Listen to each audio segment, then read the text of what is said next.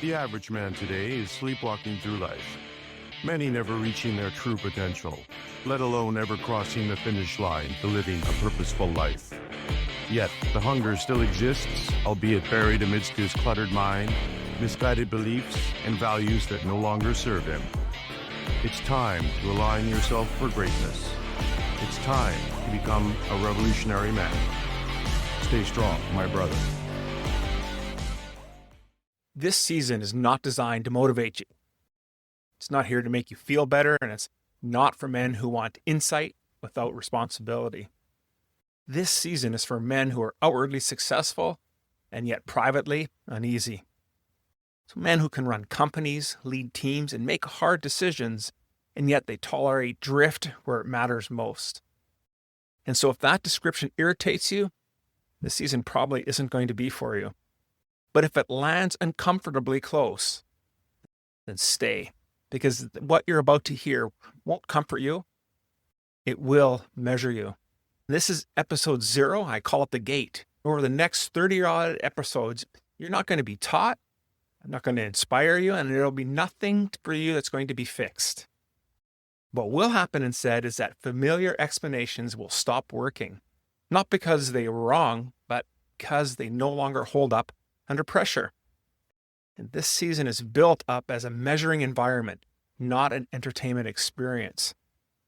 And so I've curated each episode to remove one escape hatch that men use to explain away why misalignment can't wait. These 30-odd episodes, systemic escalation. Early episodes are going to expose where you've been mislabeling yourself. Mid-season episodes are going to collapse compartments that you've been maintaining. And in the later episodes, it's going to make the cost clinical and not theoretical. And our final episodes are going to create a frame around doing nothing as a professional failure, not a personal struggle. And so this is intentional architecture, and the pressure builds because the stakes are real, gentlemen. By the end, doing nothing will no longer feel neutral. And so in your professional life, drift just isn't tolerated, is it? Gaps are generally addressed early, and standards are enforced before failure enforces the issue. And you just don't wait for a crisis to correct trajectory, do you? You see misalignment, and then you intervene. But personally, many of us suspend that same rigor, and we call it patience and sacrifice and maturity. And we'll tolerate distance that we would never accept on a team. And so we'll defer conversations we would never postpone in a boardroom. We'll manage around problems that would normally fire someone for ignoring. And so this season does not argue with that choice. It simply is going to measure it. And so here's the question most of us avoid. Why do high-performing men tolerate personally what they never would accept professionally? And this is usually where a man sits and tells me, but this is different. Family isn't a company. Now, I don't want you to answer that. See, the difference isn't the domain, it's the permission you've given yourself.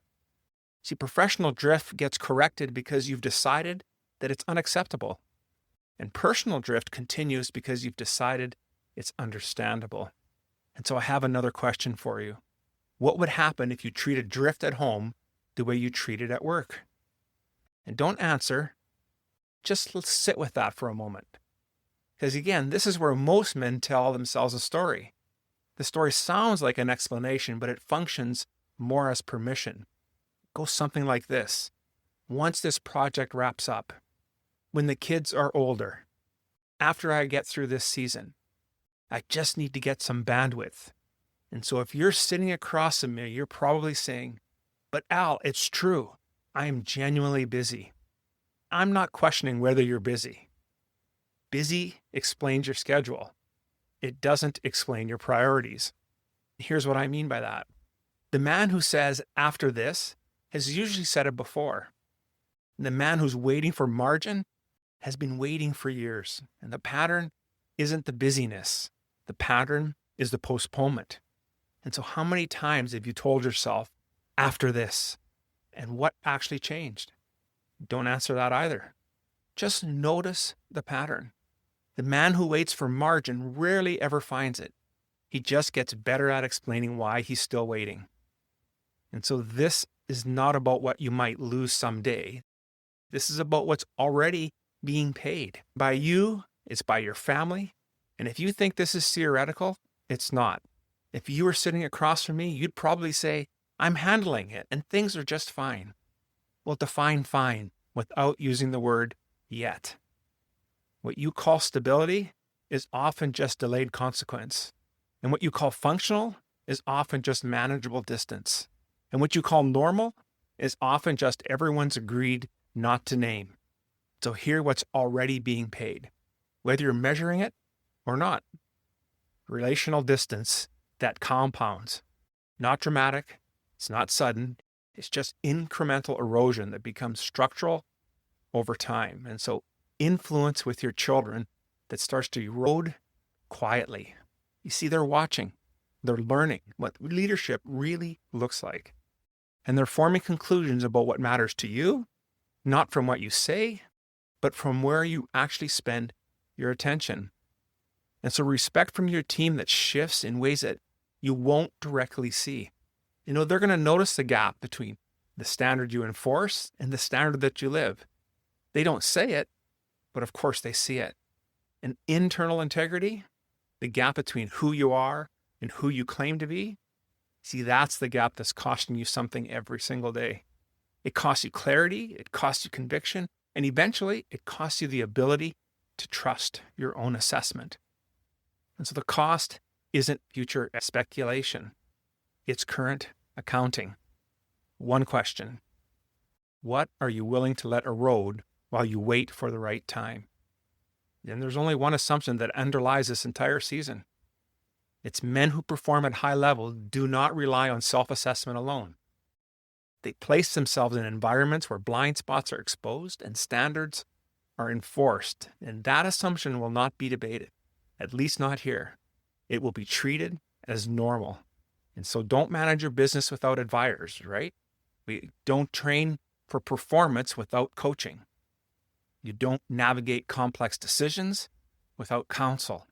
But personally, most men operate in isolation, and we like to call that strength. And so if you were sitting across from me, you'd probably say, I don't need someone to tell me what to do. No one's suggesting you do. Mentorship isn't about being told, it's about being seen. It's about placing yourself in an environment where drift gets named before it becomes your reputation. It's where blind spots get surfaced before they become your legacy. It's where misalignment gets measured before it costs you what you can't replace. So a question: who sees your blind spots before they become your reputation? If the answer is no one, that's not independence. That's risk. So if you're looking for comfort, this season's going to frustrate you. If you're looking for clarity without responsibility, it will irritate you. If you're a man who refuses to live below his own standard, then stay.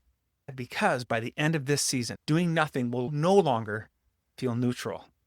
It will feel like what it is: a decision with consequences. The Band of Brothers is a mentorship environment where higher performing men live this standard. And if that matters to you, you know where to find it.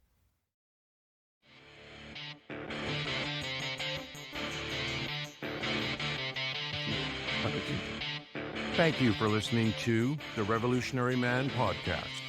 Are you ready to own your destiny? To become more the man you are destined to be? Join the brotherhood that is the Awakened Man at theawakenedman.net and start forging a new destiny today.